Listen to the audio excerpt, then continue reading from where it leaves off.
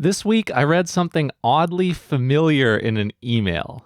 Bandcamp emailed my artist account, and here's what they said. Over 75% of music bought on Bandcamp was released in the past year. Nearly 70% of music streams on subscription services are of music that's older than 18 months. Do you get what they mean? On Spotify and the like, old music is killing new music, but on Bandcamp, people want to hear new music. It's pretty obvious why Bandcamp would want to market this message to me, but in this video, I'll show you why old music killing new music is something to celebrate, and I can't wait to hear what you think about that in the comments. In January 2022, Ted Gioia asked this very question on his Substack, The Honest Broker. Is old music killing new music? The business has a word for old music. Catalog. It means recordings that released 18 months ago or more. And Gioia's article shares the stat that in the US, almost 70% of all streams from the year 2021 were streams of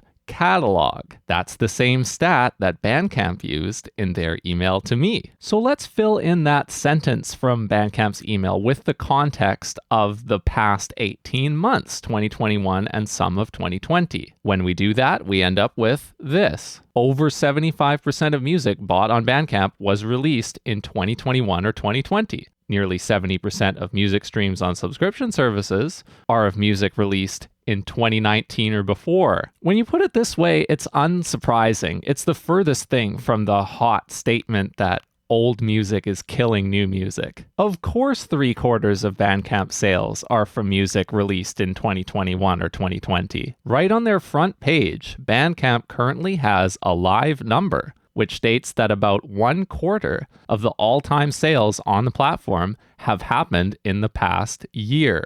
Bandcamp was founded in 2008, so if we average out that all-time sales total across their first 12 years, we learn that as we got into the tumultuous last 2 years, Bandcamp's annual sales probably tripled. Hence the over 75% of music sales on Bandcamp being for new music. Triple the 25% that is of catalog. Let's turn now to the streaming of old music. We learned from Bandcamp and from Gioia that 70% of streams in the US are of catalog. I'm not surprised by this either because we have easier access to older music than ever before. Ted Gioia is a boomer, not in a derogatory sense, he just is. And in the month of his article's publication, January 2022, I turned 27 years old. Right now, if I wanted to hear music from the mid-1980s, which is around when Gioia would have been 27, my age, it's very easy for me to hear that catalog.